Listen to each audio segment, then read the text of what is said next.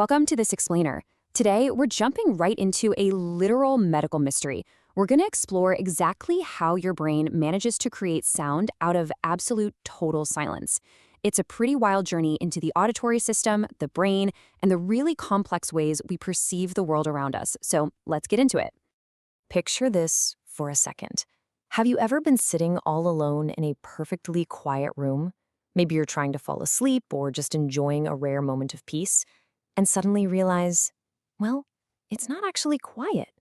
Have you ever heard a ringing, a buzzing, maybe a hissing or whistling sound in your ears, even when everything around you is unequivocally silent? If you have, you're definitely not alone. Section 1, the phantom sound. Validating the ringing in your ears. So that sound actually has a name, and it's called tinnitus. Now, right off the bat, it's absolutely crucial to understand that tinnitus is not a disease itself. Instead, it's a symptom of an underlying auditory or neurological condition. Audiology textbooks define it as the perception of sound without any external acoustic source being present. Put simply, your brain is hearing a noise that literally isn't in your environment. It's basically your own internal broadcast. But here's the thing. This internal broadcast is definitely not a one-size-fits-all experience. Tinnitus can sound vastly different depending on who you ask. A lot of people report a high-pitched ringing, sure, but others hear a low buzz or a loud roar. Sometimes it's a sharp clicking, a steady hum, or even sounds that mimic a field of crickets. Some folks even hear pulsating noises. And it can feel super isolating because it might just be in one ear, it could be in both, or it might feel like it's echoing from right inside the center of your head. Section 2, the brain's auditory illusion. Why the brain invents noise. So, how does this actually happen? Well, according to the textbooks, this phantom perception is generated somewhere along your auditory pathway.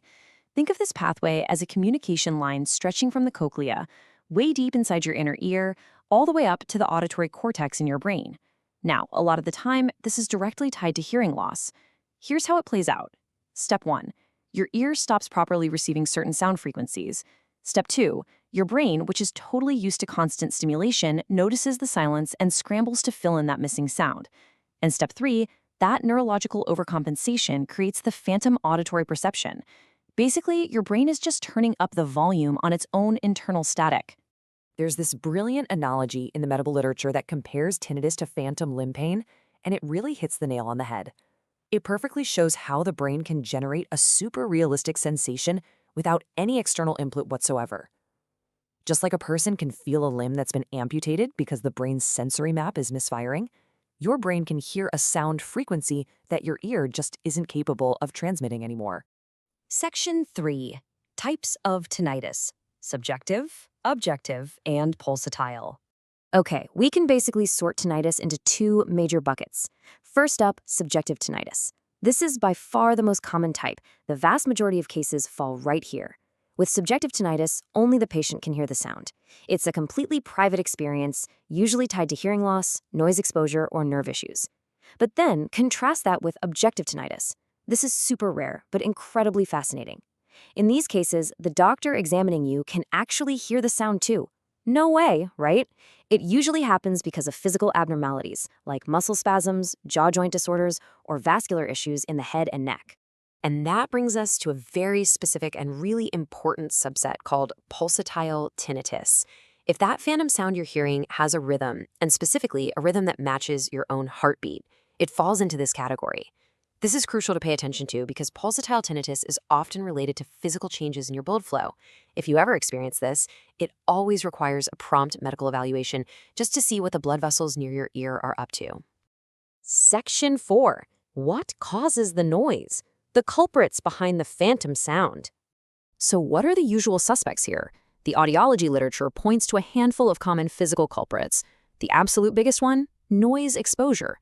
Repeated exposure to loud music blasting through your earphones, factory machinery, concerts, or even sudden blasts like firecrackers, they literally damage the tiny cochlear hair cells inside your ear. When those break, the brain compensates and the ringing begins. But, it's not always just loud noises. It could be the natural degeneration of the auditory system as we age, especially losing those high-pitched frequencies. Sometimes the cause is remarkably simple, like a really stubborn earwax blockage or a temporary ear infection. It can also stem from specific conditions like otosclerosis or Meniere's disease, which disrupt inner ear fluid or bone growth. But it's not just about what's going on directly inside the ear cavity. We have to consider secondary triggers too. Certain medications are what we call ototoxic, which means they're actually structurally toxic to the auditory system. This includes some specific antibiotics, chemotherapy drugs, and even taking super high doses of aspirin. And we absolutely cannot ignore the psychological component here. Stress and anxiety don't necessarily create the sound from scratch, but they dramatically increase your awareness and the severity of the tinnitus. Your brain's emotional centers are fundamentally wired to your auditory perception. So when you're stressed, your brain zeroes in on the ringing, making it seem much, much louder. Section 5. Evaluating the phantom, the audiological detective work. If tinnitus is a mystery, audiologists are the lead detectives. Now, rather than getting bogged down in all the clinical names of these specific tests, what they essentially do is run targeted checks. They map out exactly what frequencies you can and cannot hear, they check how your middle ear is functioning, and they measure how the inner ear is behaving. But arguably the coolest part of the evaluation is the pitch and loudness matching. The audiologist will actually play different sounds back to you until you can point and say, yes, that tone right there, that is exactly what my tinnitus sounds like. But hey, an evaluation isn't just about the literal mechanics of your ear. It's about your lived reality. That's why audiologists use comprehensive questionnaires like the Tinnitus Handicap Inventory. They need to measure the emotional toll. Is the sound keeping you awake all night? Is it totally ruining your concentration at work? How is it actually affecting your day-to-day life? Because assessing that psychological and functional impact is just as important as measuring the sound waves themselves. Section 6. Finding relief and management. Empowering solutions for a quieter life. Okay, time for a moment of absolute honesty, but also a big dose of reassurance. Right now, there is no universal magic pill cure for tinnitus. But, and this is a really big but, it is vital to know that the persistent ringing does not always mean something dangerous is happening to your body. And more importantly, while it might not be instantly cured, in the vast majority of cases, it can be highly and effectively managed, depending on the underlying cause. We actually have a very clear, structured pathway for finding relief. Step 1 often involves hearing aids. If hearing loss is the root cause, boosting the environmental sounds you should be hearing gives your brain the input it's craving, which naturally reduces its focus on the phantom noise. Step 2 is sound therapy. By bringing in constant, soothing background sounds, think white noise, rain sounds, or running water, you can effectively drown out or mask the tinnitus, bringing your awareness way down. And step 3 is tinnitus retraining therapy, or TRT. This is an incredible, evidence-based approach that combines deep counseling with tailored sound therapy to literally train your brain to habituate to the sound.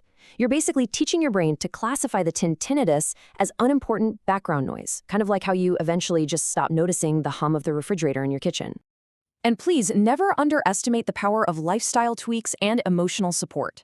Because the brain's emotional centers are so tied to the auditory cortex, education is literally medicine here. Counseling helps you truly understand the mechanics of what's happening, which strips away a ton of the fear and anxiety surrounding it. Once you aren't afraid of the sound, your brain stops treating it like a threat.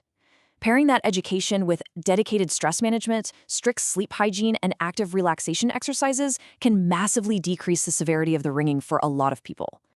As we wrap up this explainer, remember that tinnitus isn't just a simple ringing in the ear.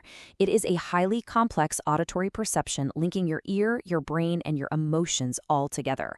But with proper evaluation and evidence-based management, that noise can be controlled and you can definitely reclaim your peace. It leaves us with a pretty fascinating thought to ponder. When you sit in a completely quiet room later today, stop and just listen. How is your amazing, complex brain interpreting the silence around you? Thanks for joining me on this explainer and keep questioning the world around you.